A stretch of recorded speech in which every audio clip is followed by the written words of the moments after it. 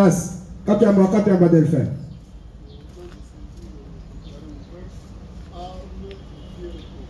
Aouda Major.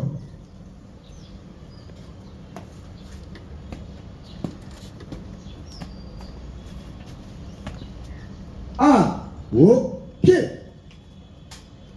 Repos.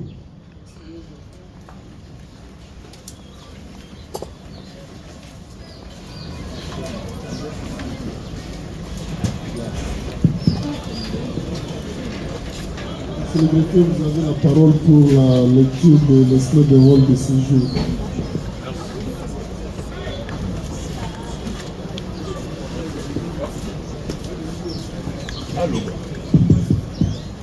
Merci beaucoup, Monsieur le Président, pour m'avoir accordé la parole. République démocratique du Congo, pouvoir judiciaire, justice militaire.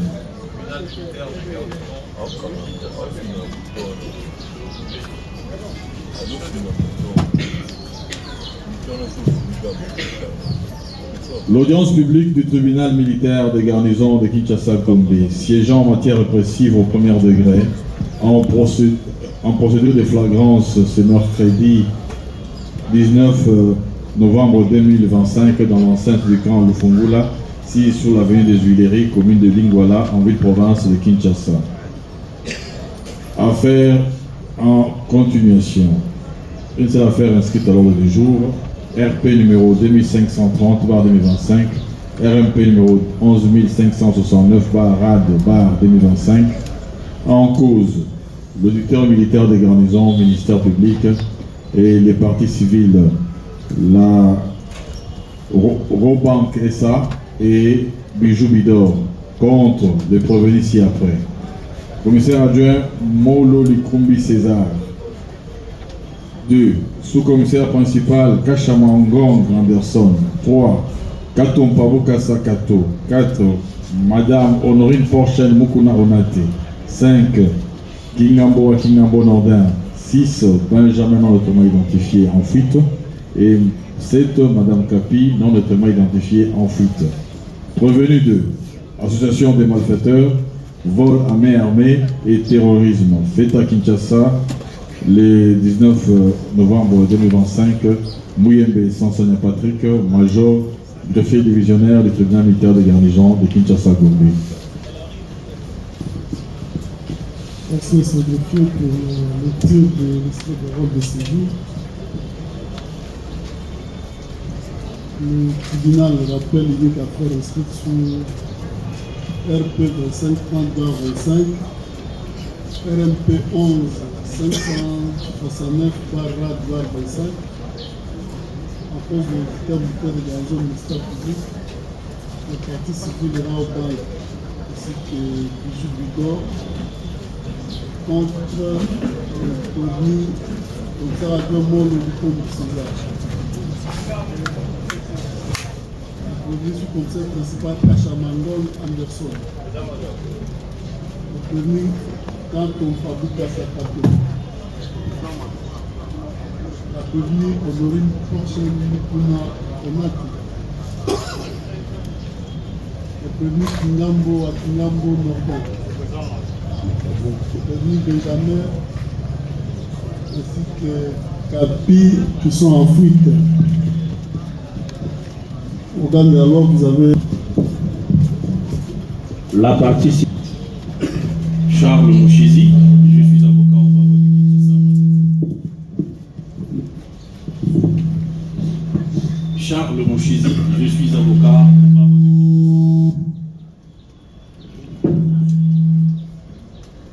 Kinshasa. Bongongo et Carlos, avocat au même barreau. Conjointement avec Maître Gaël Kaïbé, avocat au même barreau. Conjointement avec Maître Déborah Onda Pandou, avocate au même barreau. Défense conjointe avec Maître Mbakamamiani Benjamin, avocat au barreau de Kinshasa Matete.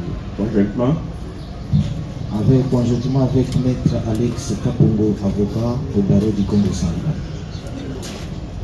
Défense conjointe avec Maître John Kabamba Mwaza, avocat au barreau de Kinshasa Matete. Conjointement avec Maître Daniel Kabila, avocat même barreau.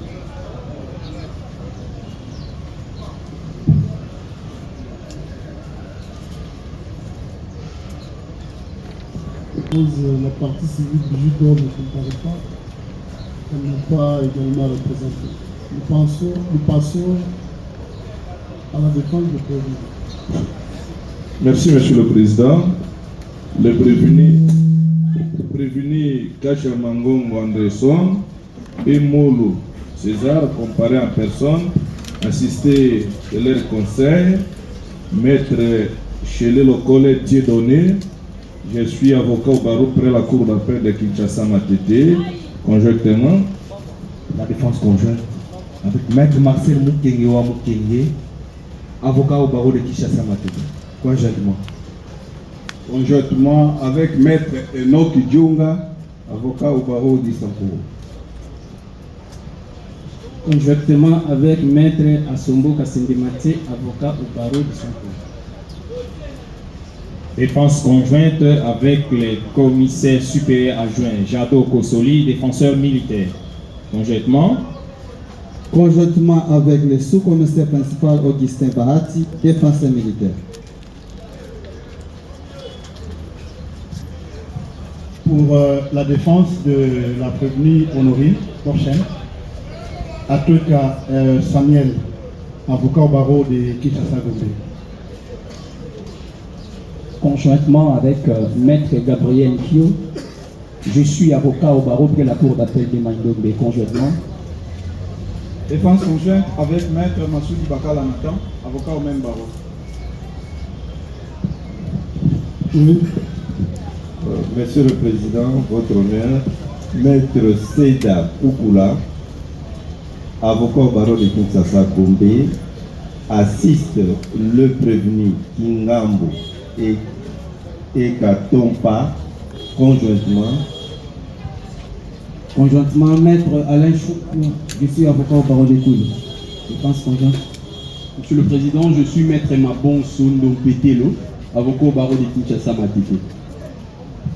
Conjointement avec Maître Mokango Medi, avocat au barreau de Kinshasa Matete.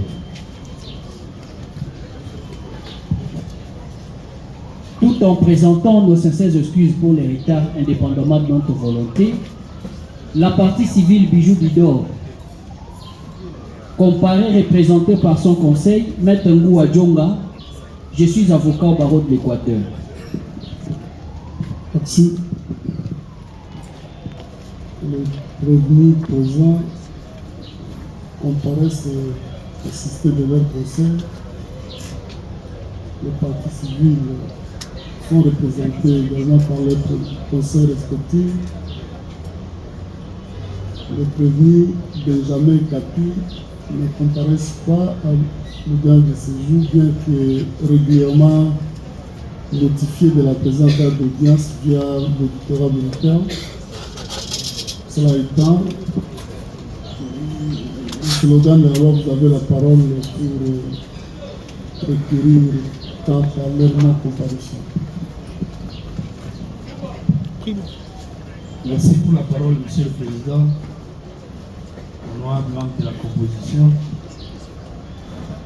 les partis, les prévenus Kapinga et Benjamin, non notamment identifiés en cavale. Monsieur le Président, nous sollicitons de votre guide tribunal afin de pouvoir statuer à l'égard par défaut qui plaise à votre guide tribunal, nous conformant aux prescrits des articles 324, 326 et 327 de détenir, de retenir les défauts à l'égard. Nous avons dit, monsieur. Merci, organe de la loi. Il faut noter que ces réquisitions du ministère public, sur pied des articles 324, 26 et 327, le tribunal retient le défaut à l'égard des prévenus fugitifs Benjamin Kapi. Cela étant, le tribunal se déclare également saisi à l'égard de toutes les parties Ainsi, nous allons poursuivre avec l'instruction de la présente affaire.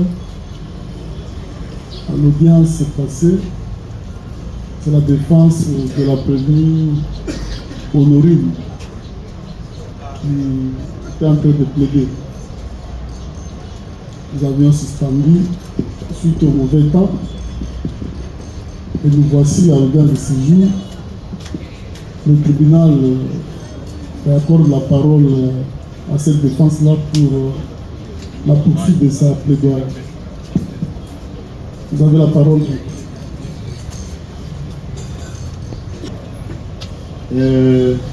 Pour raison de nous permettre d'être à l'aise, parce qu'hier nous étions déjà en train de plaider, et je m'aimerais, avec l'autorisation de votre auguste tribunal, de reprendre carrément mon œuvre. Je sais que le greffier est acté, parce que sinon il sera question de demander encore au tribunal où est-ce que le greffier s'est arrêté. Donc je crois, et ça, je ne vois pas en quoi ça peut déranger le tribunal. Je voulais au moins avoir votre... En résumant ce que vous avez déjà dit, parce que le tribunal a l'essentiel de ce que vous avez dit. Vous pouvez résumer et poursuivre. Merci, Monsieur le Président.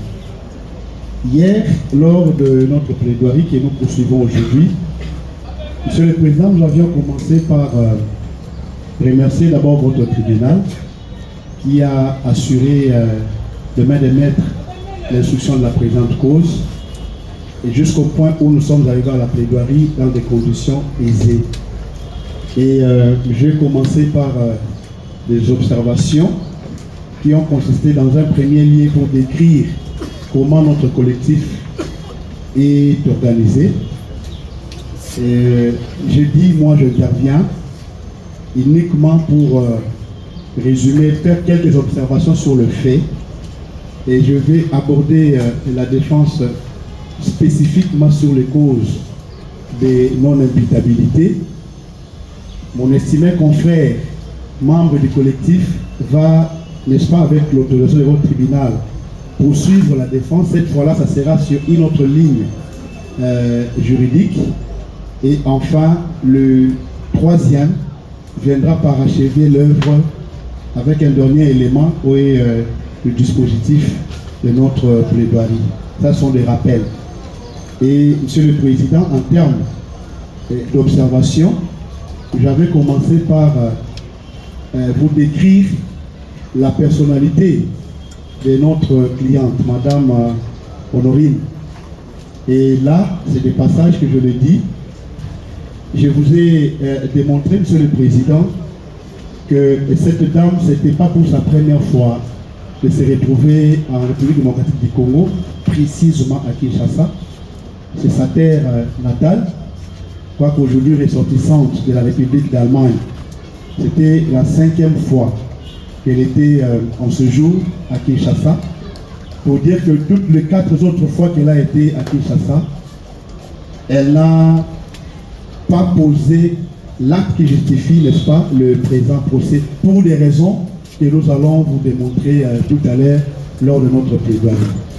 Je relevais aussi, Monsieur le Président, qu'elle est une mère de 4 enfants. Et les 4 enfants vivent avec elle en Allemagne. Et je l'ai dit hier qu'au moment où nous plaidons cette cause, ces enfants, à cause de l'absence de leur mère, sont abandonnés à leur triste sort. Surtout que ces voyages, je l'avais décrit hier, je crois, ce n'était pas effectué dans des conditions que toute personne organise son voyage. Pour des raisons aussi que nous allons, n'est-ce pas, développer dans notre plaidoirie. Parce que même les enfants étaient surpris d'apprendre que leur maman était à Kinshasa.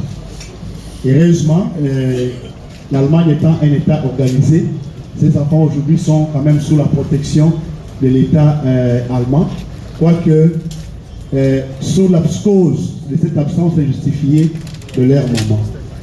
Un autre élément à titre d'observation, Monsieur le Président, je vous ai dit aussi que c'est une femme qui vit en séparation, pour des raisons que nous allons, n'est-ce pas, développer tout à l'heure, parce que la rupture de la relation avec le père de ses enfants était liée au comportement de la dame. Ça a été crié ici et par le ministère public et par le parti civil qu'il y a des choses qui ont été boutiquées et je crois que c'est le moment de redresser les choses et de les dire de manière nette et correcte.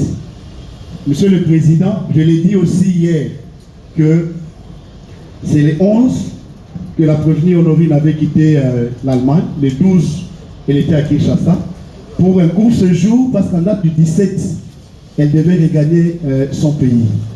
Les faits ont été commis le 16. C'est le 17 que son retour dans son pays était prévu. Toutes ces observations, Monsieur le Président, ce n'est pas en vain que nous les formulons et vous allez les découvrir tout à l'heure lorsque nous allons aborder, n'est-ce pas, les aspects juridiques. Nous plaidons dans des conditions où nous avons du mal même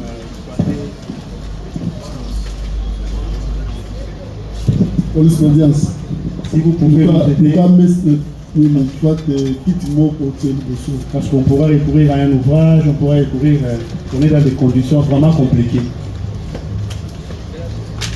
Alors, Monsieur le Président, ça nous met pas en difficulté de poursuivre. Ces observations faites, Monsieur le Président, en droit, nous l'avons dit, lors même de l'instruction de la présente cause, que nous nous retrouvons en face de ce qu'on appelle en droit les causes de non-imputabilité. Les causes de non-imputabilité.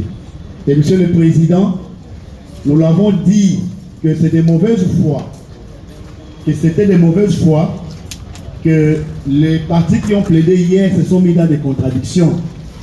Il y en a qui ont parlé tantôt de dépression, il y en a tantôt qui sont revenus pour corriger, pour dire effectivement qu'il s'agissait des causes de non-imputabilité. Mais comme c'est un moyen que nous-mêmes nous vous avions présenté, je crois que c'est le moment d'en développer de manière correcte.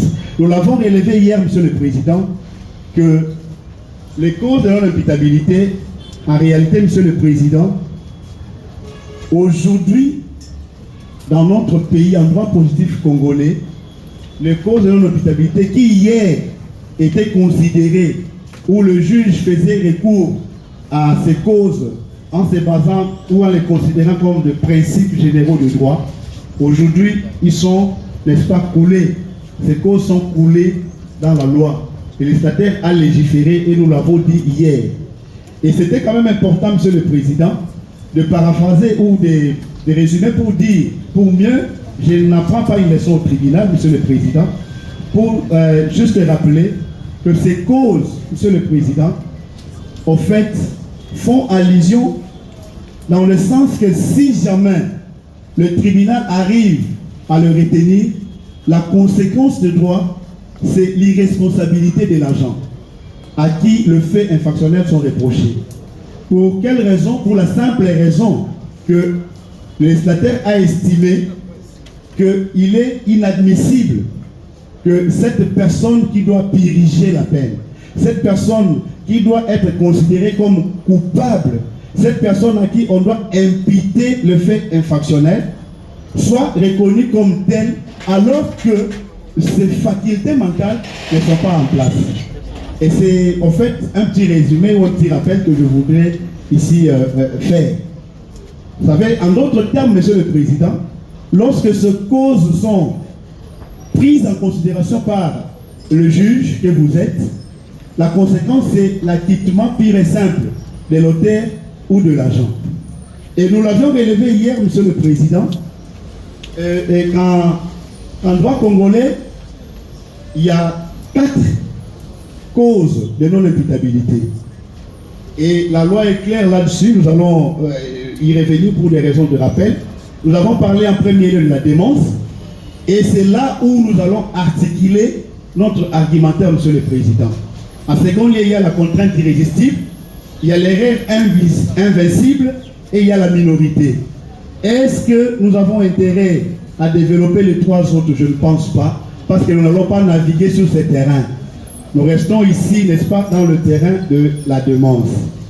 et Monsieur le Président, nous l'avons relevé hier, nous avons passé en revue quelques doctrinaires qui, nous n'avons plus intérêt à répéter cela aujourd'hui, certainement que ça a été acté, qui ont à tour des rôles défini ce qu'on peut attendre par demande.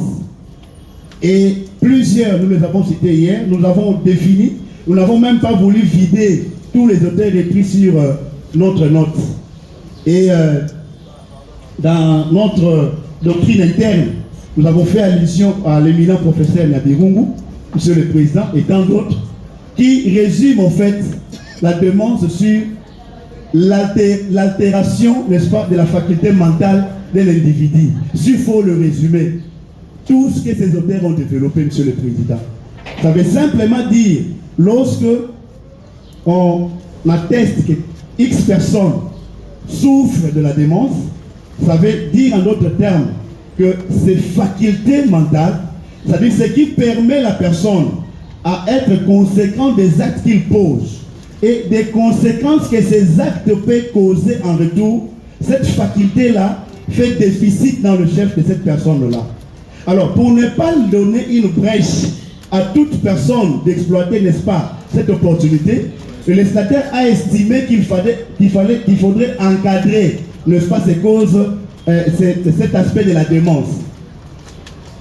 Et, Monsieur le Président, nous l'avons relevé hier, et je l'ai dit tantôt, je voudrais ici peut-être revenir sur un auteur qui a défini aussi à sa manière. Je l'ai dit tantôt, je passe en revue.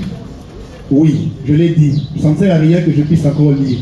Je disais tantôt, Monsieur le Président, que dès lors que la raison qui nous pousse à comprendre, à cerner, à réfléchir pour poser un acte et savoir que l'acte que je suis en train de poser va entraîner telle ou telle conséquence, c'est ce qui pousse le juge à s'assurer que cet acte-ci, la personne l'a posé de manière intentionnelle. Et en vertu du principe qui dit, bien sûr, nul n'est censé ignorer la loi. On va vous dire, mais cet acte-là que vous avez posé, n'est-ce pas, est interdit par la loi.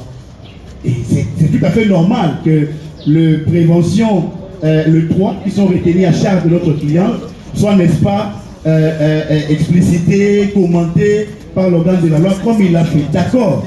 Mais il se pose maintenant un problème sur cet aspect des choses. Monsieur le Président, nous l'avons dit que la demande, dès lors qu'elle affecte négativement la faculté mentale de l'individu, l'acte posé par celui-ci n'entre plus dans le champ répressif. N'entre plus dans le champ répressif. C'est ça, en fait, en réalité, la conclusion qu'on peut tirer des effets de la demande. C'est-à-dire, ça rend l'agent ou l'auteur de l'acte irresponsable pénalement. Monsieur le Président, ça a été dit hier par l'organe de la loi, mais je crois que c'était à dessein qu'il était en train de développer ces conditions. Il a dit qu'il y a des conditions pour que la demande soit retenue. Et nous disons oui, il a raison. La première condition, Monsieur le Président, c'est que la demande doit être contemporaine à l'acte incriminé. Contemporaine à l'acte incriminé. En d'autres termes, Monsieur le Président, c'est une doctrine qui vient éclairer en fait cette pensée. Le prévenu qui, au moment des faits, se trouve dans un état grave de déséquilibre mental, le rendant incapable de contrôler ses actes, bénéficie de la cause de non-imputabilité, même s'il ne se trouve plus dans cet état au moment du jugement. Je suis dans l'ouvrage, vous pouvez me passer l'ouvrage, monsieur le confrère, du professeur Nyabirungu. Monsieur le Président, vous allez nous lire la page 282. 282. Traité du droit pénal général congolais, deuxième édition. Monsieur le Président, il faut maintenant analyser cette première condition par rapport à notre cliente. Est-ce que la démence à laquelle nous faisons allusion est contemporaine par rapport à l'acte incriminé? Nous disons oui. Pourquoi? Nous l'avons relevé hier dans nos observations, Monsieur le Président, que ce n'est pas l'acte aujourd'hui qu'on est en train de lui reprocher qui est l'acte générateur. Cette dame que vous voyez, monsieur, que nous l'avons dit hier, c'est depuis déjà sa minorité qu'elle était victime de ce que la partie Raobank a appelé dépression. Monsieur le Président, elle a fait de mois et de mois dans des centres neuropsychiatriques en Allemagne. Ce que j'ai développé est soutenu par des pièces qui existent dans les dossiers. Et ces pièces-là, ce ne sont pas des pièces qui datent d'aujourd'hui. Il y a un rapport que j'ai déposé, n'est-ce pas, au tribunal. D'ailleurs, ce rapport-là est en langue allemande. Elle vous retrace l'historique avec un commentaire que nous avons fait en français. Vous avez la compétence, l'attitude, monsieur le Président, de recourir même avec un interprète qui peut vous lire les contenus. Il a le sceau du centre en question, ça les signatures de médecins, de psychiatres qui ont eu à intervenir pour son cas. Et là, elle n'avait pas l'âge qu'elle a aujourd'hui, monsieur le Président. Elle n'avait pas l'âge qu'elle a aujourd'hui. Nous sommes en 2003-2006, le fait qu'elle soit en train de développer ici. C'est-à-dire, elle était déjà souffrante de cet état de choses, de déficit mental, de la démence, alors qu'elle était encore mineure. Et elle a grandi avec, monsieur le Président. Elle a grandi avec.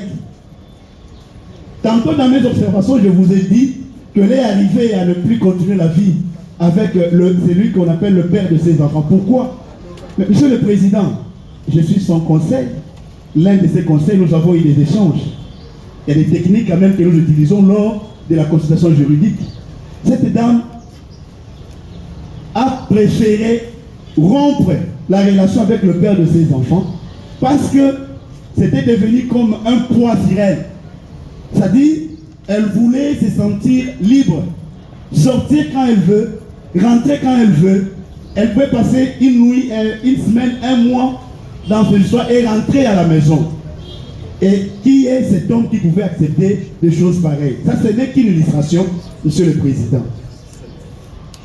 Nous disons que sa démence rentre dans la première condition contemporaine à l'acte incriminé. Pourquoi? Parce qu'au moment, en date du 16, en posant l'acte, ce n'est pas à cette date-là, monsieur le Président, qu'elle est venue évoquer devant vous, ou nous, conseils, nous sommes venus évoquer devant vous qu'elle souffrait de la démence. Non. Déjà en 2006, en 2003, il y a des actes qui démontrent déjà que mentalement, ces facultés psychiques n'étaient plus en place. Monsieur le Président, le rapport d'expertise du 19 octobre, nous allons y arriver. Nous allons y arriver. C'est par là d'ailleurs que je vais conclure, pour vous démontrer que ce rapport n'est entaché d'aucune irrégularité. C'est-à-dire, au moment où elle pose l'acte le 16 octobre, elle était déjà dans cet état-là de démence. Monsieur le Président, qui est ce criminel-là, s'il faut l'appeler ainsi, criminel, qui peut organiser un tel événement ou une telle action, c'est-à-dire même pas dans un petit shop d'un quartier, ce n'est pas dans un petit monsieur qui a une table en train d'échanger l'argent, mais une banque. Et quelle banque là? La grande agence des Raobank de Victoire, un carrefour ouvert où presque la rencontre de toutes les communes de Kinshasa, monsieur le Président, qui se permet de s'introduire dans cette banque-là avec un jouet, monsieur le Président, je dis bien un jouet sous forme d'INA, et pire encore, elle ne s'associe à personne. Elle s'associe à personne. Elle vient seule, elle entre, elle pose l'acte, elle prend le risque même de sortir dans des circonstances que nous avons tous découvertes, même lors de la descente. Monsieur le Président, il y a de quoi à se poser des questions. C'est-à-dire, nous avons connu des cas de braquage dans cette ville. Même après la Raobank, on en a connu, on a vu par-ci, par-là, monsieur le Président. Et heureusement pour ce cas, vous avez des objets saisis. C'est-à-dire, les jouets est là, je le vois. Les jouets est là, monsieur le Président. qui est cet homme-là, qui est cette femme-là, dans un état normal, qui ne souffre d'aucun déficit mental, qui peut poser un tel acte dans un tel coin, dans une telle banque, dans ces conditions-là, si ce n'est que cette personne qui déjà psychiquement est souffrante. Monsieur le Président, est-ce qu'il faut démontrer ça? Ça veut simplement dire qu'au moment où elle se rendait à la boutique pour acheter l'arme, c'est déjà la preuve patente. Ici, je ne suis même pas encore dans le rapport. Je développe cet aspect. La démarche doit être contemporaine à l'acte incriminé. Je suis là. Le ministère public l'a frôlé et puis c'était fait à dessein. Je dois développer ça. C'est là où, en fait, les grands débats en droit, c'est sur ces conditions ici. Il y en a deux, Monsieur le Président. Et c'est là où vous allez réfléchir pour dire oui, il y a lieu de retenir ou pas la démence. Monsieur le Président, avant même l'achat des l'arme, elle était déjà dans la démence. Elle quitte l'Allemagne pour arriver à Kinshasa dans la démence. Elle n'est pas une femme d'affaires. Elle n'est pas venue acheter. Elle est venue ici. Elle n'a rencontré aucun membre de sa famille. Aucun. Elle s'installe dans l'hôtel. Elle pose l'acte. Elle sort comme tout le monde. Monsieur le Président, elle achète les jouets le 15. Le matin, elle sort. Elle prend un motocycliste. Ici, je précise au tribunal, on cite Capi, on cite je ne sais pas moi qui. Monsieur le Président, ce sont des personnes, en fait, que le ministère public est en train de chercher à citer pour rien. Les motocyclistes, nous tous, nous les prenons. C'est normal, je prends un motocycliste, je dis, et monsieur, vous vous appelez comment? Je m'appelle Jean-Pi. Il me transporte. Donc pour autant, je collabore avec cette personne-là. Monsieur le Président, ça c'est un raisonnement erroné. Elle prend la moto comme toute personne. La personne lui dépose devant la banque. Elle voit, ah, on a écrit au banque. Ah, ok, dépose-moi ici. La personne part. Le ministère public se permet de vous dire, écoutez, Benjamin reste moto en marche. Monsieur le Président, c'est quand même grave. Moto, c'est comme si le ministère public était là, donc il a vu la moto. Alors, il n'y a même pas la preuve de, je ne sais pas moi, la moto était de quelle couleur, c'était dans quelle position, rien de tel. Mais elle se permet d'affirmer des choses comme ça. Monsieur le Président, je vous dis qu'avant même cet acte-là, cette dame était déjà dans la démence. Elle quitte son pays, elle arrive à Kinshasa. Vous allez lire, ces dépositions sont dans le PV. Sont dans le PV. Elle dit dans sa déposition, j'étais en vacances. J'étais en vacances, je suis venu à Kinshasa. Alors qu'elle n'était même pas en vacances. Je parle à tant que conseil avec ses enfants. Nous échangeons. Heureusement, c'est ce qui les apaise parce qu'aujourd'hui, il y a l'aîné qui est majeur, qui chaque jour fait un effort de parler avec moi, avocat. C'est ce qui les apaise. Je leur dis, votre maman est là, elle est en vie, mais voilà, elle a posé un acte et nous sommes devant le juge. Et c'est ce qui les apaise aujourd'hui, Monsieur le Président. Les enfants se réveillent le matin, maman n'est pas là. Mais elle est partie où? Pas de nouvelles. Au point où, pouf, dans les réseaux sociaux, ils voient leur mère, Monsieur le Président. Ce n'est pas dans l'acte qu'elle a posé le 16 que la demande ça commence. Non. C'est-à-dire, en posant l'acte, elle était déjà dans cette situation. Je vais te le décrire ici de manière claire. Vous avez les jouets devant vous. Monsieur le Président, dois-je me répéter? Cette condition est complètement remplie.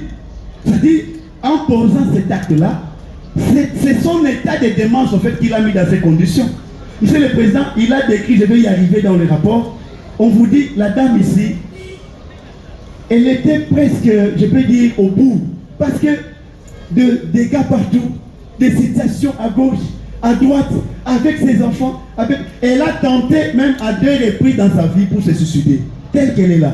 À 2 reprises, Monsieur le Président. C'est de justesse qu'elle a eu à sauver sa vie. Je vous dis des choses avec tout le sérieux. C'est de justesse qu'elle a eu à sauver sa vie. Et aujourd'hui, c'est vrai, ça fait un temps qu'elle est en détention à la prison centrale de Makala. Monsieur le Président, vous avez la latitude. Renseignez-vous au pavillon 9 où elle est placée en détention. Comment ces choses se passent là-bas? Comment cette femme est en train de passer de nuit? Monsieur le Président, elle vous arrive à faire des nuits blanches. 22 heures, elle n'a plus sommeil jusqu'au matin. Elle ne dort pas. Et elle devient embêtante même pour les autres détenus qui sont dans ces pavillons. Monsieur le Président. Ce n'est pas avec la Raoban que ces choses ont commencé. Non. Non, rien de tel.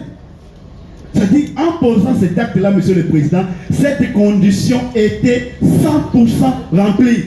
C'est une personne dont le faculté était déjà à terre, altérée, qui ne pouvait même pas réfléchir. Je vais où? J'entre où? Qu'est-ce que je fais? Et c'est quoi les conséquences de cet acte qu'ils sont en train de poser? C'est cette démence-là, au fait. Elle s'est dit, apparemment c'est bon, je peux faire, voilà, je peux réussir mon coup. C'est ça la démence. C'est-à-dire, on est tellement sûr des actes qu'on pose, on ignore les conséquences, on ignore la suite. C'est ça cet état-là.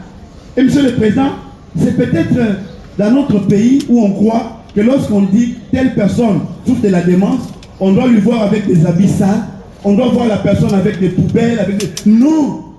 Il y a des personnes qui souffrent de la démence, mais qui travaillent, qui sont à l'administration, qui sont même dans notre corporation, au niveau du barreau, qui sont dans plusieurs corps. Monsieur le Président, c'est une situation qui nécessite une certaine expertise, et nous allons y arriver. Ici, je voulais simplement insister qu'au moment de l'acte, cette dame était déjà dans ce déficit mental. Ce n'est pas après avoir posé l'acte que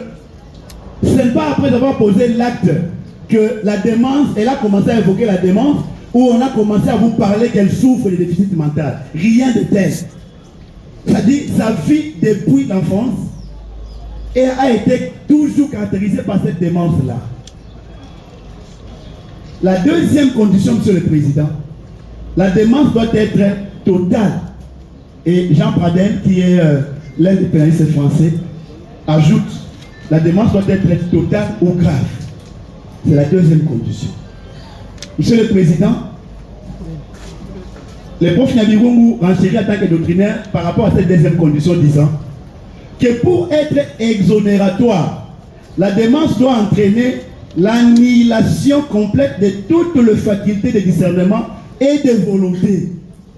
Ça a été développé de manière tordue hier ici par l'organe de la loi. Et c'était fait à dessein. Monsieur le Président, je vais m'atteler sur quelques illustrations pour vous démontrer que cette condition ici est remplie. La deuxième, qu'effectivement la démence était totale et grave.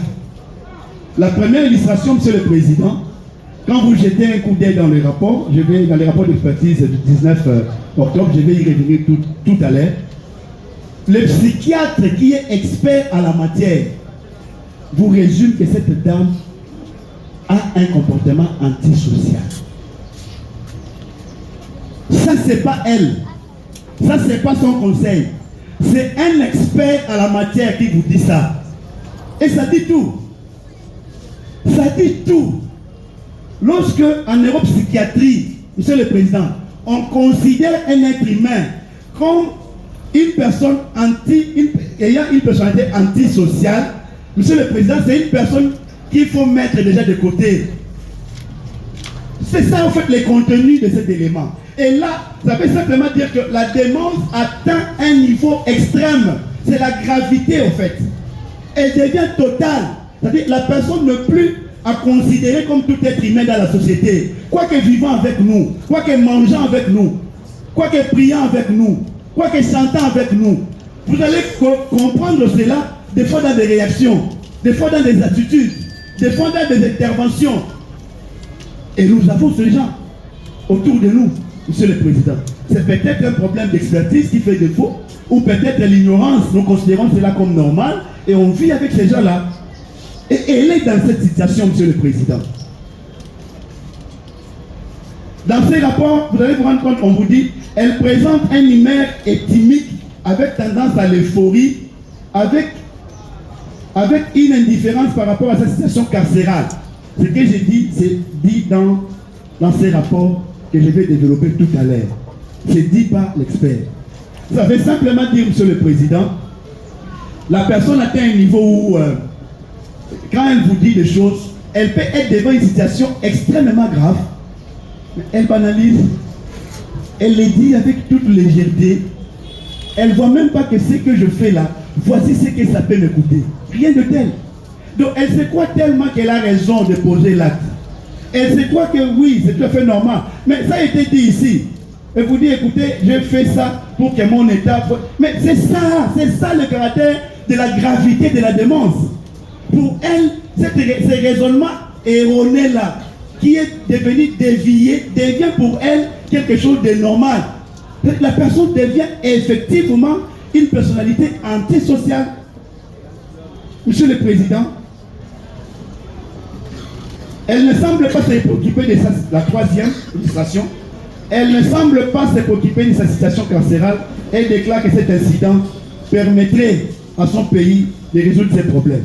Je l'ai dit tantôt ici.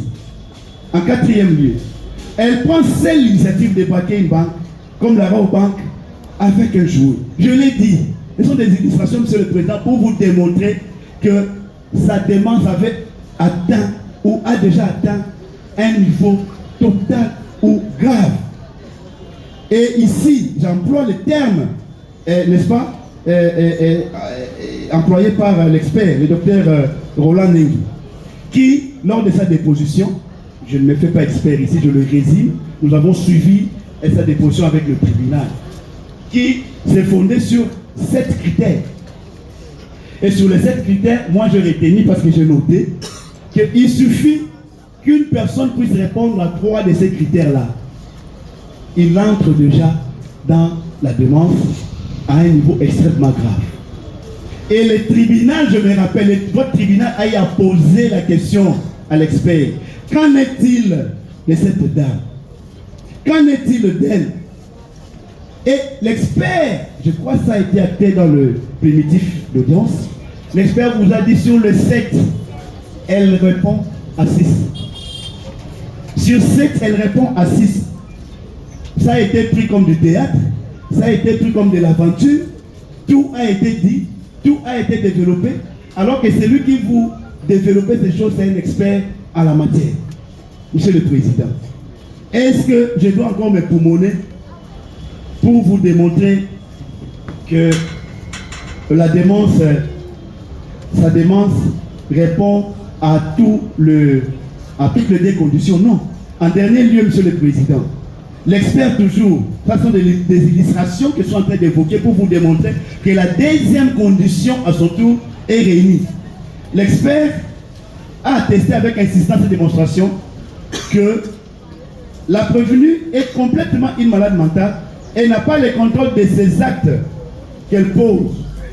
Dans son rapport ici, Monsieur le Président, parmi les recommandations, c'est dit, je l'avais même relevé lors d'une des audiences, et là, il a insisté pour que cette dame soit placée à un suivi neuropsychiatrique. Et il a insisté en disant, même si vous arrivez à la quitter aujourd'hui, elle rentre dans la société. Monsieur le Président, tant qu'il n'y a pas un suivi psychiatrique, peut-être dans un mois, nous allons vivre quelque chose de plus grave que ce qui justifie notre présence en ce lieu. Monsieur le Président, vous êtes en face d'une personne qui remplit toutes les conditions, qui cristallise en réalité la démence dans son chef. Monsieur le Président, je m'en vais à une illustration qui va peut-être nous dépasser tous. Je suis toujours dans l'ouvrage du prof Nabigou, Monsieur le Président, à la page 284. Ici, c'est un cas concret qui est plus grave même que ce que la dame, que votre tribunal est en train de reprocher à la dame. Il dit ceci, Monsieur le Président. Je suis à la page 284. Traité de droit pénal général congolais du prof Nabirou. Il donne un cas. Parce que je ne voulais pas ici m'asseoir que sur le cas de notre cliente. Je vous donne un cas. Et ici, nous sommes, Monsieur le Président, au XVIIe siècle. C'est le cas que je suis en train d'évoquer. Nous sommes au XVIIe siècle. Précisément 1760 quelques. Monsieur le Président, le cas d'un certain Hadfield qui croyait, suite à sa démence, cette personne-là, Hadfield, croyait que tout le monde, croyait que le monde ici qui nous réunit, touchait à sa fin. Et que selon lui, et selon un ordre de Dieu, il devait les sauver en se sacrifiant. C'est-à-dire, Hadfield qui souffrait de la démence mentale est arrivé à conclure selon sa maladie là.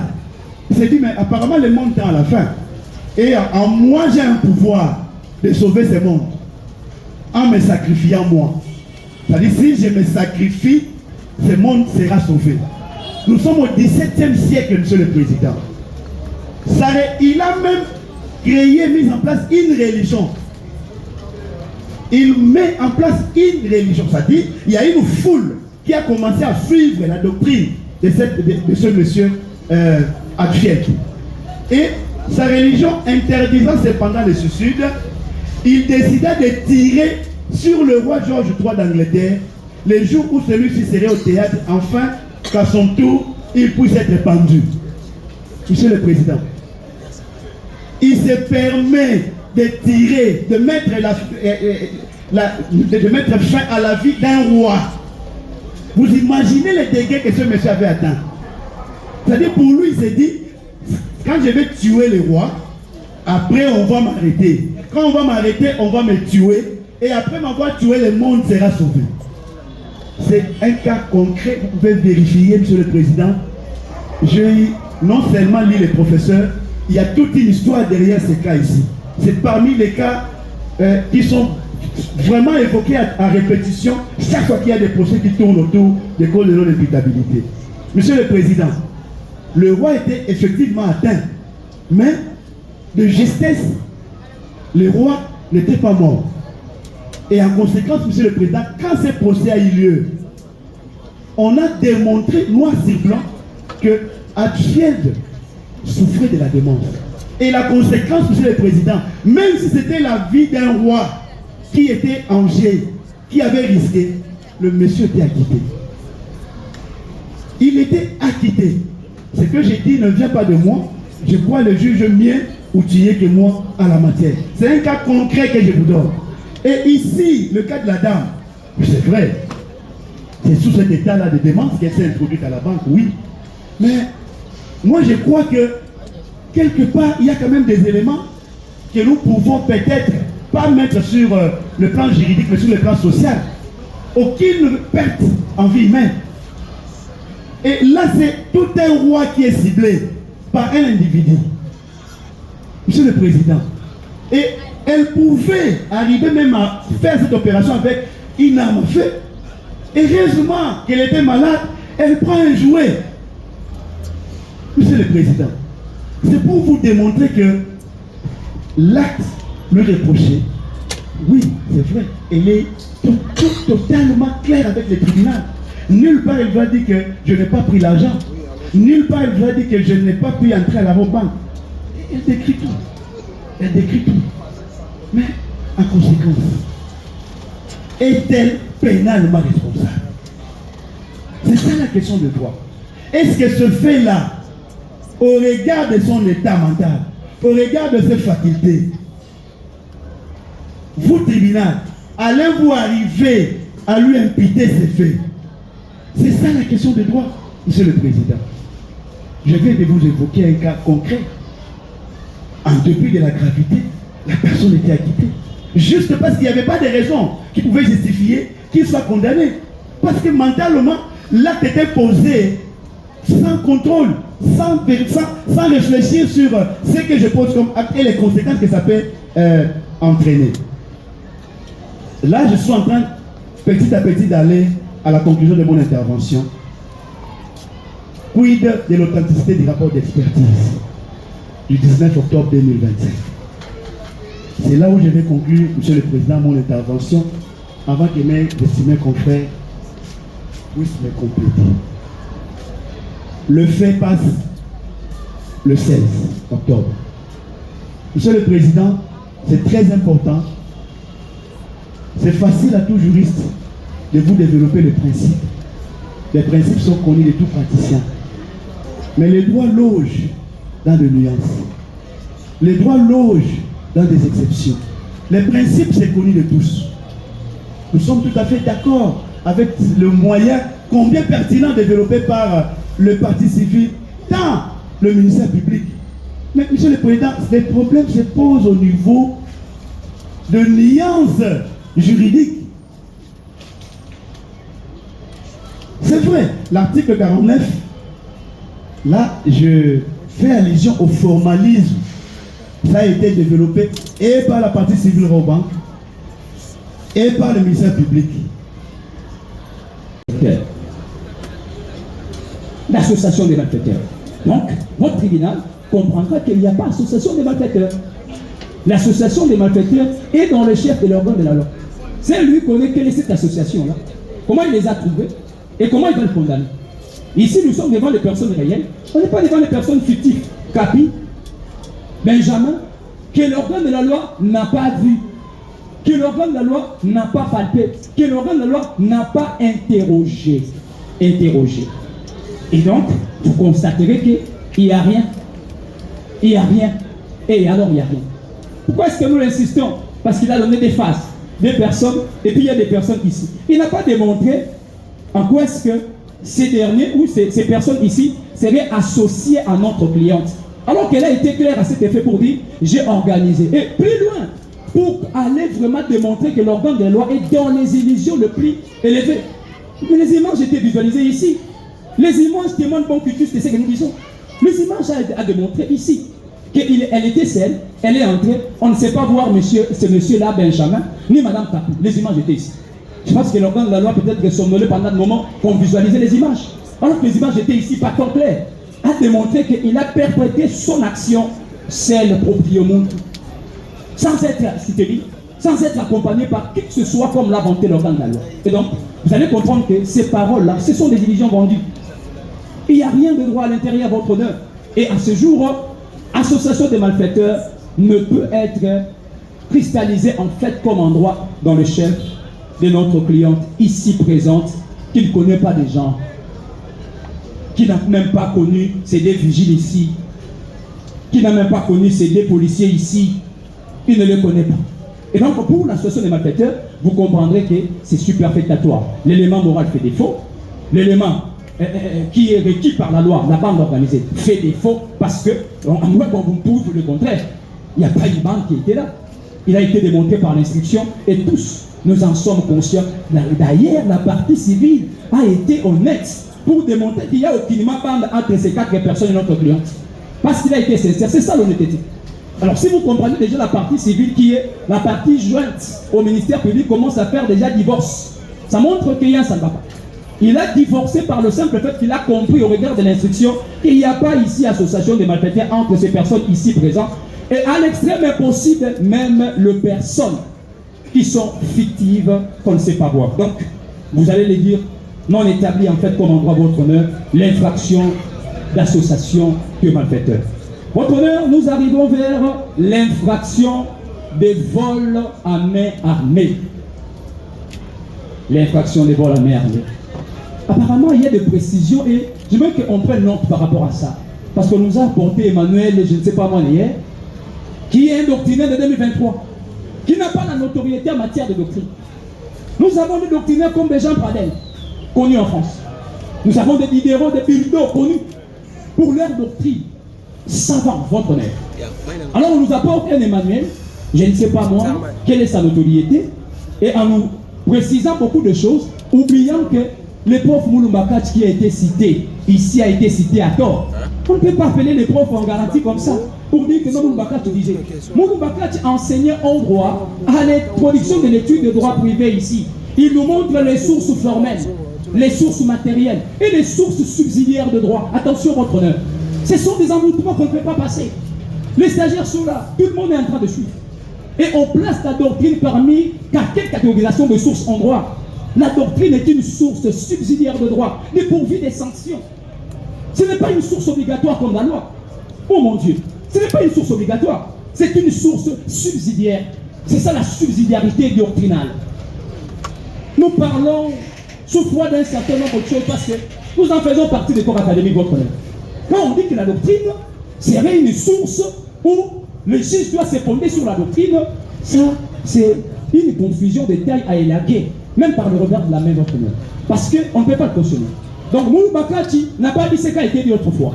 Il a placé la doctrine comme source subsidiaire, et voilà pourquoi on nous apporte cette doctrine pour embouter les tribunaux, mais nous allons les embouter d'un moment par des arguments monstrueux. Votre honneur, vol à main armée. Qu'est-ce qu'on peut comprendre en droit? Et je précise, en droit, c'est terme vague. En droit positif congolais, parce qu'il est différent des droits comparés. On nous a dit que les vols main armée ici remplissent les conditions des éléments de vol. Une soustraction frauduleuse de vol simple, et par-dessus, il faut porter l'arme. Et le débat a tourné devant votre vice-tribunal sur la question de l'arme. On nous a dit tantôt, je dois le préciser, parce qu'on écrivait, ils ont dit, il y a une arme par nature, l'arme par destination et l'arme par assimilation. Je crois que le ministère public, toujours dans son caractère divorcé avec la partie civile, parle de l'arme par assimilation, alors que c'est assimilation de l'autre côté, la partie civile. Et nous allons essayer un peu de les concilier, parce que nous sommes des avocats conciliateurs, nous allons les concilier par notre argument. Machette et couteau, votre ici devant le tribunal. Il a dit l'arme par nature. Et nous devons les raconter pour dire cette théorie qu'ils sont en train de développer, c'est en droit pénal français. C'est en droit. C'est en droit pénal français. C'est comme on parlait de la tripartite infractionnelle. On parle de l'infraction des crimes et de la contravention. C'est pas ici au Congo. Le Congo, tout crime, toute contravention est une infraction. C'est ça la confusion des tailles à Ilagé. Nous ne sommes pas en droit français. Sinon, on va porter la touche pour aller défendre le droit français. C'est ça le particularisme juridique. Le droit pénal congolais a une particularité que le droit pénal français n'en a pas. Et le droit pénal français a ces particularismes que le droit pénal congolais n'en a pas. Et c'est dans ces particularismes-là qui a amené les embryamini dans les réflexions du parti civil et les gars, à contraste l'organe de la loi. On les a amenés, ils ne comprenaient pas, nous sommes. En voulant chercher ce qui n'a pas, voilà, on tombe dans ça. Votre honneur. L'arme par nature constitue un objet conçu pour blesser ou pour tuer. C'est ça l'arme par nature, selon le droit pénal français. Et on parle des armes à feu. On a constitué des pistolets pour abattre. Et l'arme par destination, c'est un objet qui n'a pas été à l'origine une arme, mais qui le devient juste parce qu'une personne l'a utilisé en usage pour blesser. On prend l'exemple de bouteilles, c'est ça l'arme par destination, qui soit prenante. C'est ça l'arme par destination en droit français. Alors la question se pose, quid de l'arme par assimilation qu'ils ont développée ici? Ils ont inventé, nous allons le balayer. L'arme par assimilation n'est pas une catégorie en droit français, je précise, vous allez lire les doctrinaires. Et vous allez lire même les lois françaises. Vous allez comprendre que l'arme par assimilation n'est pas dans une catégorie juridique officielle en droit français. Mais comment est-ce qu'on l'utilise par moment en droit français? C'est des manières de la doctrine par moment où on fait allusion à ces derniers lorsqu'on considère comme une arme non pas de nature en raison d'usage ou des circonstances. J'ai aimé cette phrase-là, la doctrine. On n'a pas dit la loi. Donc la doctrine française, dans le droit pénal français, considère que cette question d'arme par assimilation, c'est une question d'usage. Lorsqu'on a utilisé dans une circonstance donnée quelque chose qui n'est pas armé. Et on le considère en tant que tel. Ça, c'est la doctrine. Et l'autorité de la loi reste l'autorité de la loi. Alors que lorsque nous avons été devant vous, nous avons bandit ce que le droit positif congolais dit. Ça, c'est une information pour le droit pénal français. Maintenant, nous revenons en droit pénal congolais. Ici, nous sommes à Kinshasa où nous avons été inondés hier. Ici. Qu'est-ce que le droit pénal congolais dit? Parce que ça, c'est le droit pénal français qu'on veut amener, je ne sais pas moi, par forcing ou par outrepridence à votre tribunal. Mais nous sommes en droit pénal congolais. Je suis dans l'article 6. Je suis au article 6. Article 6 de la loi numéro 299 du 16 décembre 1963 portant atteinte à la sûreté de l'État, qui définit ce qu'on peut atteindre par le mot arme. Et cette disposition d'article 6 dit ceci: il faut entendre par arme tout instrument qui sert à attaquer ou à défendre. Attaquer ou à défendre. L'organe de la loi le dit, attaquer ou à défendre. Il se limite par là en voulant introduire par son évolution, selon le cas, la notion de l'arme par assimilation qui devient possible. Sans comprendre qu'il y a un certain nombre de conditions qu'on ne peut pas utiliser. lorsqu'on veut apporter une notion, quoi que notre droit est franco-belge, mais il y a des particularismes, c'est ça la nuance. J'ai aimé le prédécesseur qui a dit, le droit ne loge pas dans les principes. Les principes sont des choses censées être connues de tous, même le commun des mortels. Au nom de la vulgarisation de la loi, n'aime aucun sétour ignorer les règles. Nul n'est censé ignorer la loi. C'est même dans le commun des mortels. Mais c'est aux juristes de comprendre les exceptions, les nuances et les exceptions d'exceptions. Ça, c'est du droit. C'est comme un avocat, un organe de la loi aborde cette question qu'on sent la profondeur, mais aussi la hauteur dans la sapience juridique. Kassabougou et Yala, dans la commune de Kassabougou, une dame qu'on a aujourd'hui nommée Honorine Porchen, elle s'est infiltrée dans l'agence Roban. Elle a eu le temps, elle a fait ce qu'elle a fait. Monsieur le Président, lorsqu'elle veut sortir avec les bulletins qu'elle a obtenus, elle a été stoppée net par ces courageux policiers. Le sous-commissaire principal, Kachama, il est là, Monsieur le Président. Même si l'organe de la loi vous dit que non, l'arme qui a été tirée, c'était un militaire, la prévôté militaire qui l'a tiré. Mais non, Monsieur le Président. Lorsque Kachama a tiré, il n'y avait aucun autre militaire aux alentours. C'est Kachama qui a alerté tous les autres services de défense et de sécurité. Mais l'organe de la loi ne veut pas reconnaître ça. Hier, il nous a parlé de Jésus-Christ. Mais il nous a dit que Jésus-Christ, nous savons que Jésus-Christ, c'est le chemin, la vérité et la vie. Mais pour avoir la vie, il doit dire la vérité. Pourquoi il ne veut pas dire la vérité que non, c'est Kachama qui avait tiré? Il a caricaturé les policiers pour dire que non, c'est un chef de force de pacotille, un chef de force figurant. Mais non, Monsieur le Président, Kachama s'est conformé à l'article 9 de la loi portant organisation et fonctionnement de la police nationale congolaise. Je ne sais pas si je peux faire la lecture, je ne vais pas abuser de votre temps. J'ai donné la disposition légale, l'article 9 de la loi portant organisation et fonctionnement de la police. Le policier, dans l'exercice de ses missions, peut arriver à faire l'usage d'armes, que ce soit armes blanches ou armes à feu. C'est ce que le policier Kachama a fait. Mais l'organe de la loi nous surprend tous. Je ne sais pas.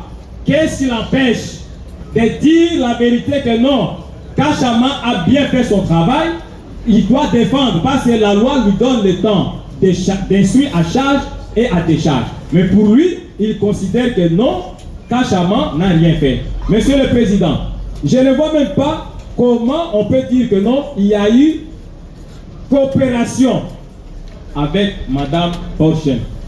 Monsieur le Président, les policiers sont affectés à la Raoban, qui est une institution qui assure la sécurité. Ils ont un ordre de mission. Ils ont invité le service valant ordre de mission, Monsieur le Président. Nous pouvons préciser ces missions parce que c'est de cela qu'il s'agit.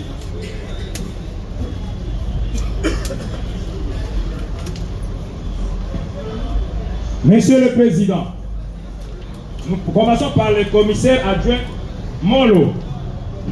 On lui a donné la mission de réguler la circulation, parce qu'il est de la police de circulation routière.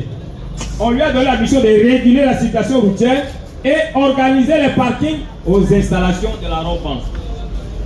Et éviter les embouteillages avant, pendant et après les services. En quoi ils sont en complicité avec Madame Porchen? Ça ne tient pas debout. Pour le sous-commissaire principal, on lui a donné la mission d'assurer la garde et la protection des personnes et de leurs biens. Toujours à la Roban. Je ne vois pas les liens juridiques qui peuvent les lier avec Madame Porchen. Monsieur le Président, avec votre autorisation, si vous pouvez déposer sur le banc, la police dedans, si on peut déposer ces pièces sur le banc.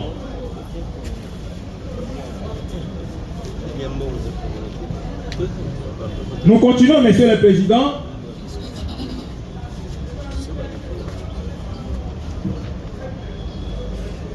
L'organe de la loi a semblé définir l'arme, parce qu'il a dit que non, nos clients ont agi avec participation criminelle. Mais il n'a pas pu vous démontrer comment Madame Pochen, qui venait de l'Allemagne, elle est arrivée à Kinshasa.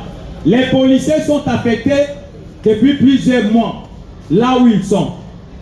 Les coopérations ou leur amitié, leur bande, parce qu'il a cité plusieurs infractions. L'association des malfaiteurs, vol à main armée, nous ne comprenons pas, Monsieur le Président.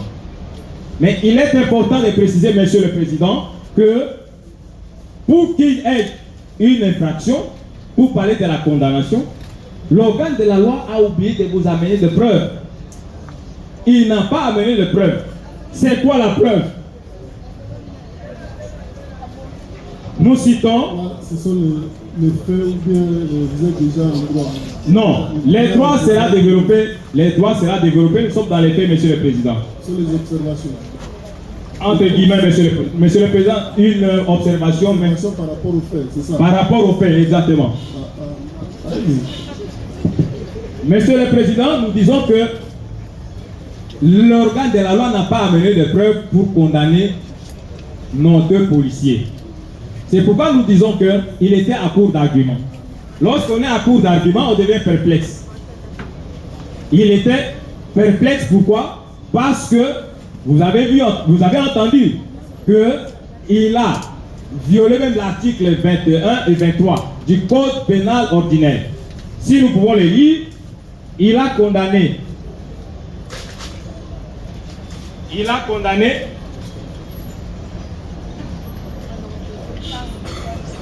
Ok, l'article 23, il a requis, Monsieur le Président, on remercie pour la correction, il a requis la peine de mort pour nos deux policiers.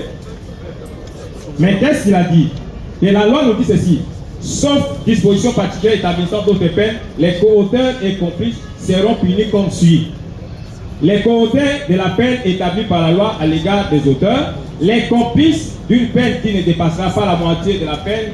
Et à la fin, le point 3 dit, lorsque la peine prévue par la loi est la mort ou la servitude pénale à perpétuité, la peine applicable aux complices sera la servitude pénale de 10 à 20 ans.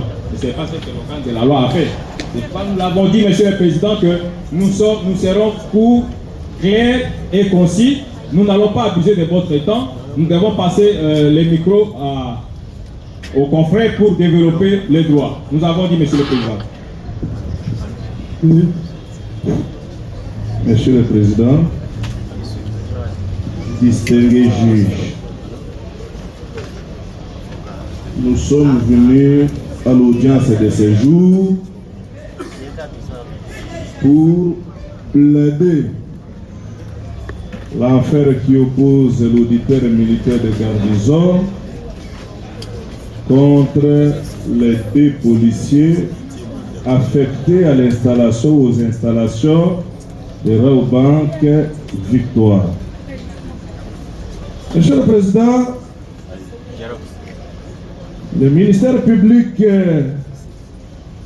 vous a saisi à son temps et en mettant l'action publique en mouvement contre ces policiers cités, Monsieur le Président, pour les déprévations.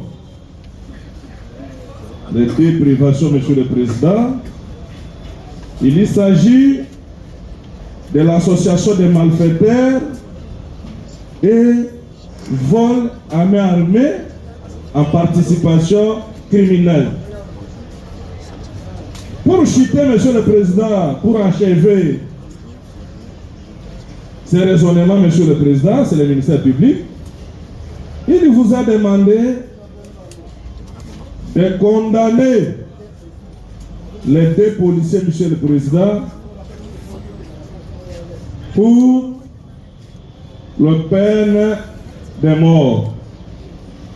Il vous a aussi demandé, Monsieur le Président, que parce que le comportement des policiers, Monsieur le Président, bien entendu,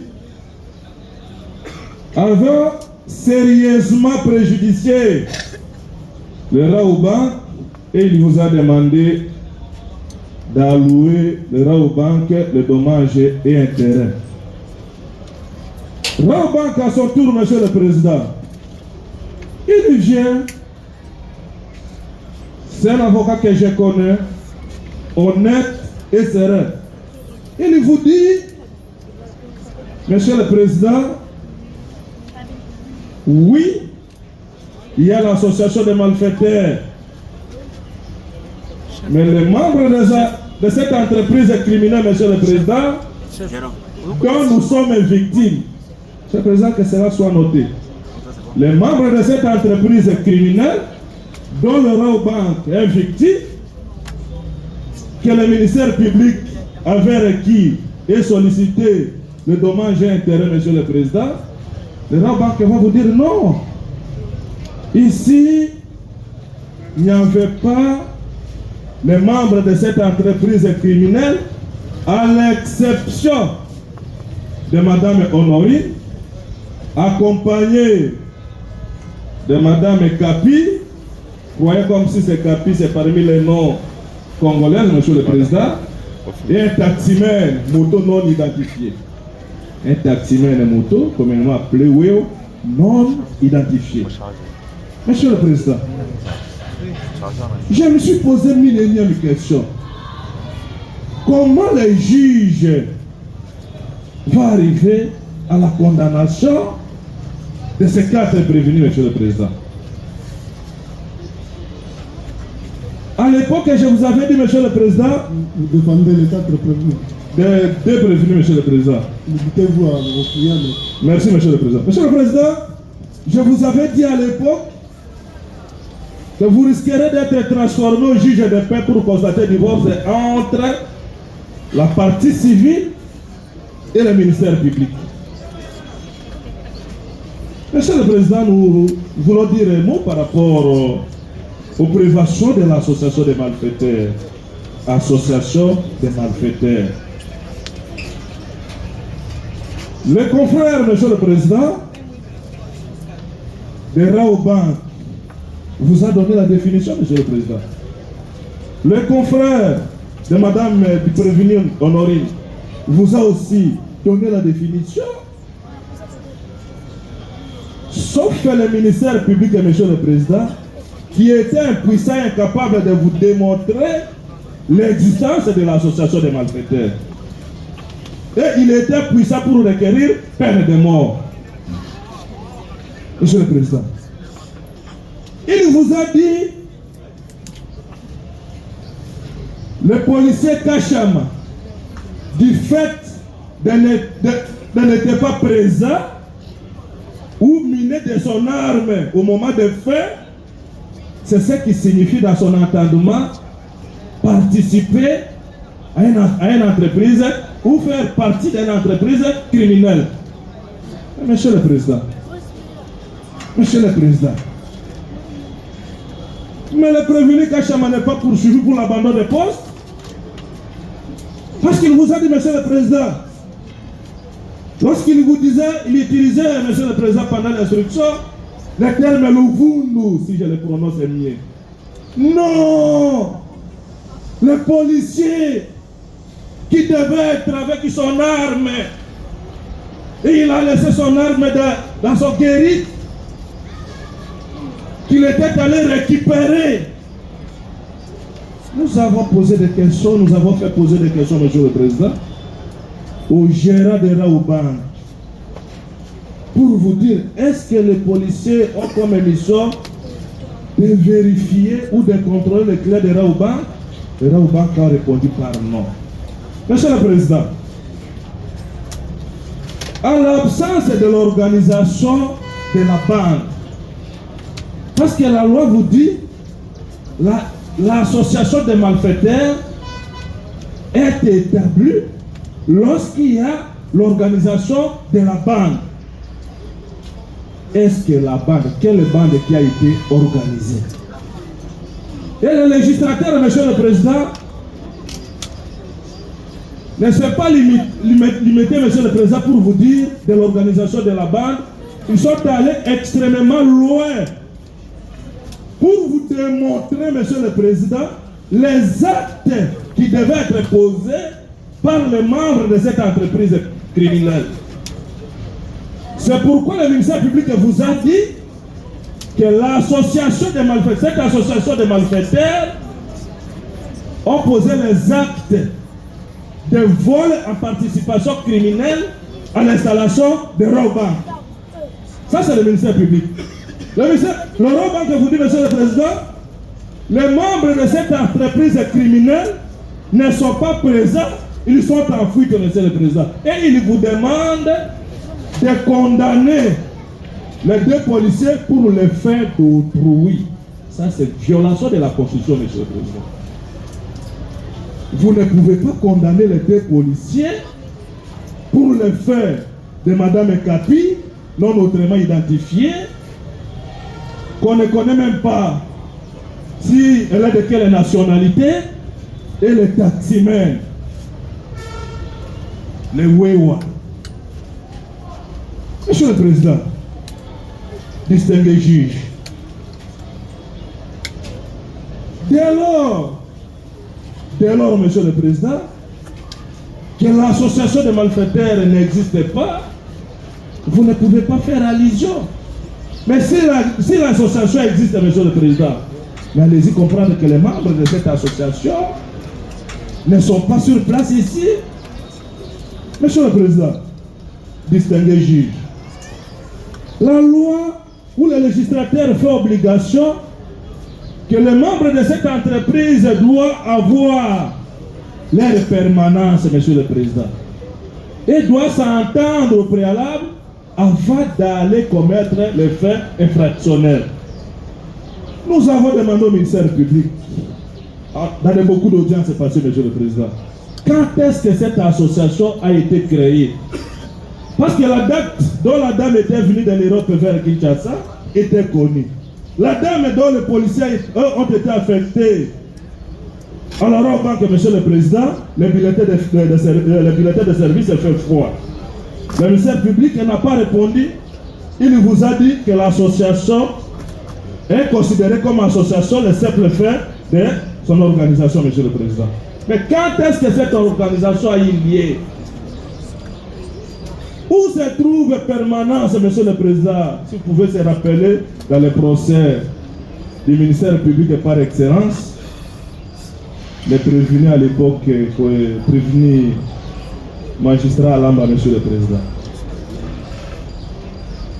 Donc, les hauts magistrats, Monsieur le Président, avaient démontré, noir sur blanc, l'inexistence de l'association des malfaiteurs dès lors qu'il n'y avait pas eu l'attente préalable des associés. Ces préventions, Monsieur le Président, on ne les a pas ramassées, comme les gens disent, nous avons prêté serment, nous, en tant que magistrats. Comment on peut vivre ça quand quelqu'un n'a pas commis une infraction? On les met de côté.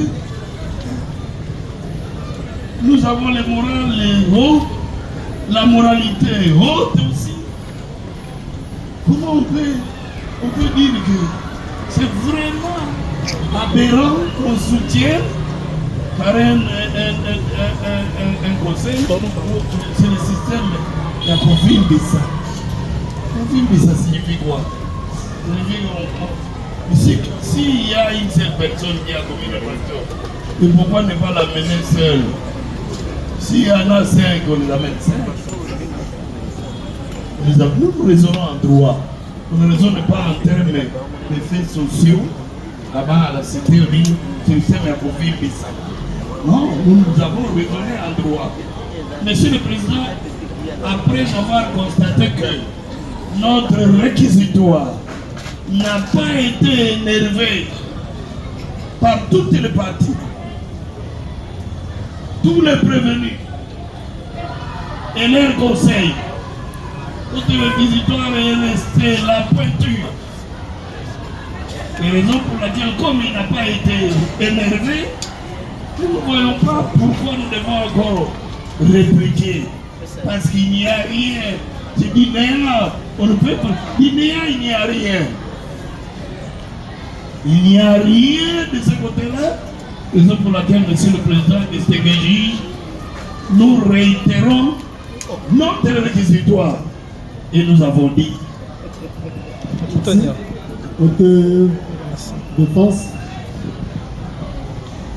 3 minutes également. Parce que dans les répliques des partis civils comme de l'organe de la loi, aucune des parties est arrivée à nous rencontrer quant à l'authenticité du rapport d'expertise médicale. Aucune des parties, je le dis bien. Et ils disent que leurs moyens ne sont pas énervés. Ça nous apaise.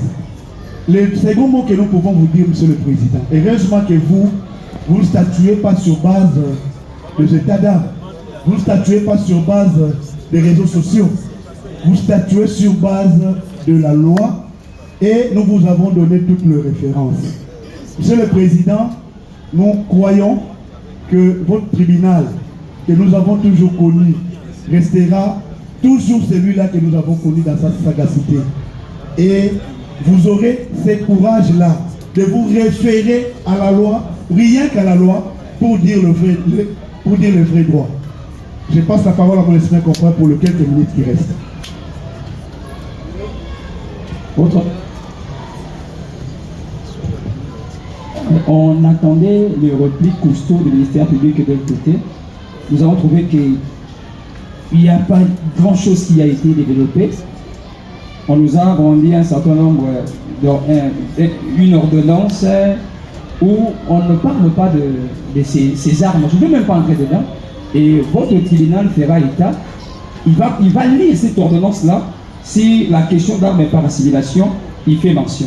Il est dit clairement qu'il ne peut fabriquer, détenir, porter des armes blanches. On se limite par là. Et l'article 8 ne précise pas forcément la question d'armes par assimilation.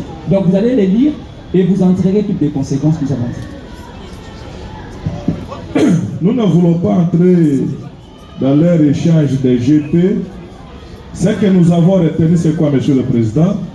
La partie civile Raouban dit que jusque-là, nous n'avons pas encore eu les preuves attestant que nos clients font partie de l'association des malfaiteurs.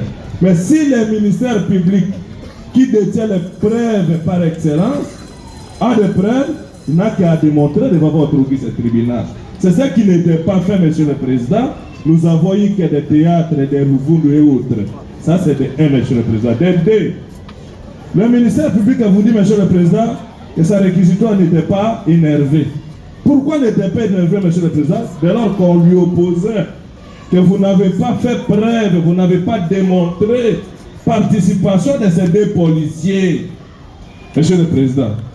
Et il a chuté pour solliciter les dommages, confirmer les dommages et intérêts au profit de Raouban, qui serait, Monsieur le Président, victime du comportement des 2 policiers. Mais Raouban, qui de son tour vous dit, Monsieur le Président, il y a que Madame Kapi, si je le prononce mieux, et un taximène non autrement identifié, qui fait ou qui faisait partie de cette entreprise criminelle. Donc je vous demande, Monsieur le Président, vous ne pouvez pas condamner les 2 policiers pour le fait d'autrui. Parce que les victimes vous dit, nous n'avons pas vu les 2 policiers. Nos victimes, c'est Madame Honorine et Kapi, y compris les taximens non autrement identifiés. Comment vous allez conclure à la condamnation? C'est ce que l'OVU nous a toujours dit. On leur réplique que l'OVU nous dit, je vous remercie. Merci. Constaterez que notre plaidoirie n'a pas été énervée et tant que le ministère public n'a rien comme étant preuve pour déposer devant votre auguste tribunal, nous serons plus prolixes dans notre note de plaidoirie. Voilà. Il y a dossier qui peut opposer le ministère public partie civile au banque na bijudo contre va prévenir 6 mais 7 plutôt mais 5 mais va présent pour la nuit partie civile au banque à l'appel au ministère public à Rossella c'est un tribunal à la dommage c'est un préjudice sur la civile Honorine Honorine a dédommagé la banque 50 millions de dollars.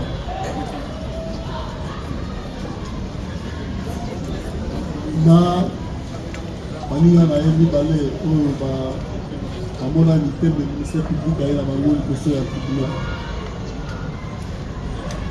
nani partie civile ya mibale bijou bidon ye mpe atalisi te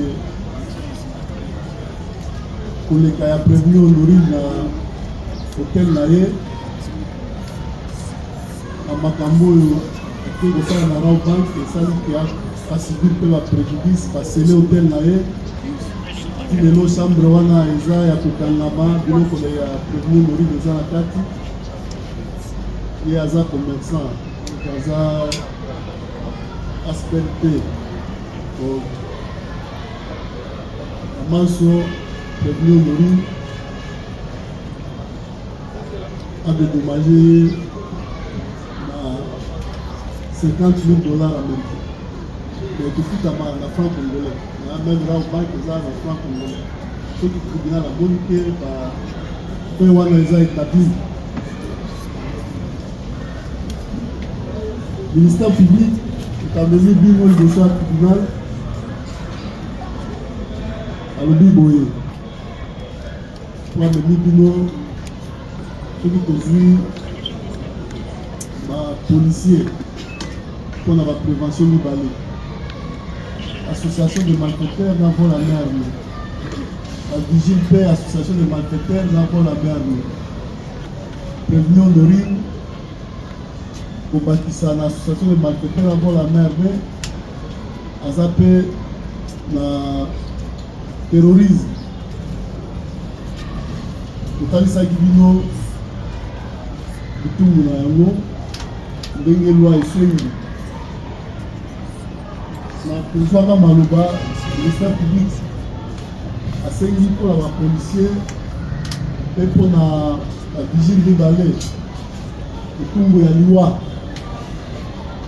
mpona ye amoni te makambo oyo ye amemaki bino liboso ya tribunal eza ya so etumbu ya liwa eza eloba ya suka naza na liloba ya suka liloba ya suka ezali ke naza père de famille oyo nyonso tu balobi mpona ngai de loin ou de près naza innocent nayebi eloko moko te nasengi kotika ngai nakontinue misala na ngai nalanda famille na ngai. Ok. Sous-commissaire principal Kashamangong Anderson. Président Major. Lubayasuka. Lubayasuka ezali nasengi kwa kitengai na kende rejoindre famille na ngai na foyer na ngai. Na poni kileke wana yebele bote. Grâce na ngai ndeko moni Honorine awa. Oyo zowela ka famille na zowela musala. Na musala na ngai. Okolei sa famille na ngai. Na musala na ngai Major. Ok. Prévenu quant au Pabukasa Kato. Les hommes majeurs. Peine de mort, le Basuka, Zani. Oui, n'a pas voulu d'abord Zambé pour la notion que vérité nous et aussi de sécurité, mais n'ayez dit de l'autre côté devant Zambé à l'écolo, même devant Mokozambo Mazokama, devant le tribunal de Bino. Mokozambo Raza Marambo. N'ayez dit le remonté, Naza innocent. Motia Raza Marambo, Raza Nakatite. Naza innocent. naza innocent père de famille na mili tionga naza na détention durant 1 mois et demi libota na ngai mwasi na bana na kosa na ngai mpe nazomona misala na ngai nyonso esalelanga koloba bamwana mwasi balobi na 5 ans na tribunal na yo bo akite ngai nazomona libota na ngai parce que naza innocent na yebele kote prévenu kingambo akingambo yo mpe tumbo ya liwa nde ministère public asengeli ozana liloba suka. Merci président pour la parole. Soki na mokili mosala etikali moko koboma bato, j'aimerais bien nazonga epa tata na ngai nakoki nasala bila nakozala jamais criminel na vie, jamais en aucun jour. Nyonso akoloba avocat na ngai balobi. Ok, prévenu Honorine Porchel Mukuna onate yo etumbu ya perpétuité bomoi na yo mobimba na boloko nde ministère public asengeli yo liloba ya suka ezali. Oui, ezali, monsieur le président. Merci d'abord pour la parole.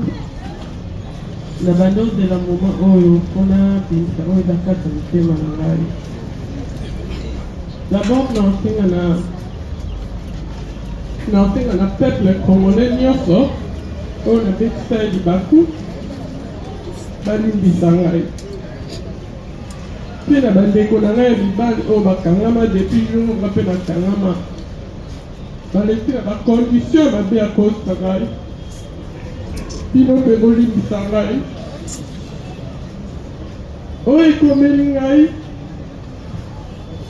eza marke ya négligence na ngai moko ya olobile bathérapie na ngai na allemagne mpe basoin médical na ngai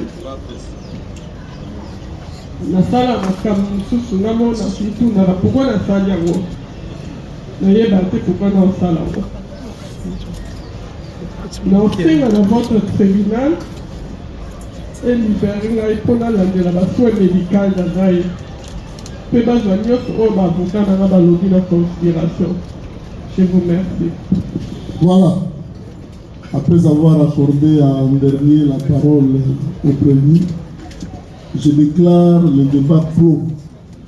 Le tribunal prend cette affaire en délibéré. Le prononcé aujourd'hui, nous sommes le mercredi. Mercredi, hein? Nous allons nous prononcer le mercredi prochain.